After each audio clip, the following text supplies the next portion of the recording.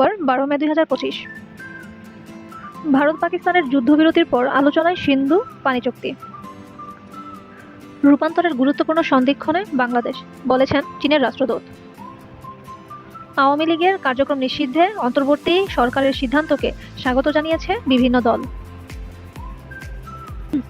আওয়ামী লীগের কার্যালয়ে এনসিপির সাইনবোর্ড।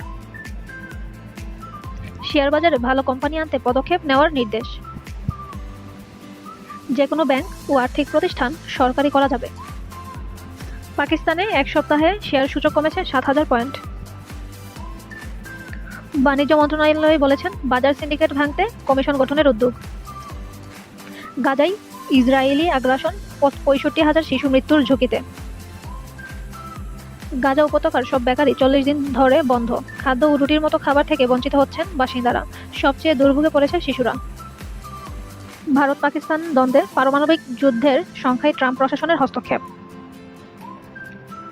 রাশিয়া ইউক্রেন যুদ্ধে পুতিন জেলেনস্কি আলোচনায় রাজি হলেও রয়েছে দূরত্ব।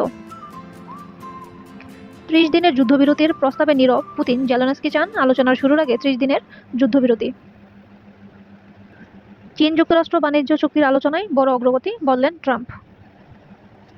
এলডিসি উত্তরণ মসৃণ করতে দ্রুত পদক্ষেপের আহ্বান প্রধান উপদেষ্টার। এলডিসি মানে হলো স্বল্প উন্নত দেশ। তো গতকাল এলডিসি উত্তরণ কমিটির সঙ্গে এক উচ্চ পর্যায়ের বৈঠকে এই আহ্বান জানান অধ্যাপক মোহাম্মদ ইউনূস। ভারত থেকে ফেরার পথে গ্রেপ্তার 10।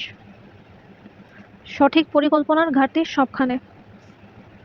বিআইপির আন্তর্জাতিক সম্মেলনে বলেন, দেশের প্রতিটি ইঞ্চি জমি যদি সঠিক পরিকল্পনা আওতায় না আসে, তাহলে নিশ্চিতভাবেই সামনে একটা ভয়ঙ্কর পরিস্থিতি তৈরি হবে।